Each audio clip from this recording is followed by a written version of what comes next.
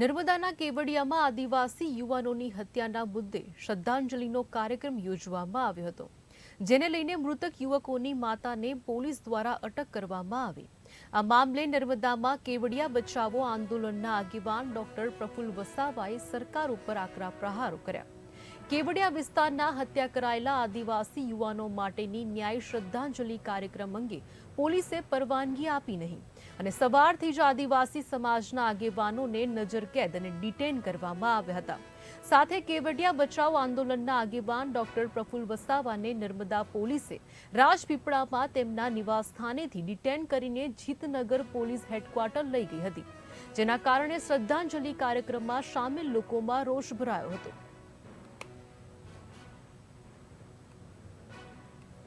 જે કેવડિયાની અંદર જે માતાએ આજે પોતાનો દીકરો ગુમાવ્યો છે, એ માતાને જ આજે ગુજરાત પોલીસ દ્વારા ડિટેન કરીને લઈ આવવામાં આવ્યા હતા। શું ન્યાયની માંગ કરવી કે પોતાના દીકરા માટે ન્યાય માંગવો, શું આ ખોટું છે? એટલે જેવી રીતે આ ગુજરાત અને દેશ માટે પણ આ પહેલી એવી ઘટના છે કે કોઈ માતા જેના દીકરાની હત્યા થઈ હોય અને એ માતાને પોલીસ ડિટેન કરે। આ કેટલી ગુજરાત અને આખા દેશ માટે શરમજનક વાત છે। આજે સવારથી જ આદિવાસી સમાજના આગેવાનો કાર્યકરોને ડિટેન કરવામાં આવ્યા હતા।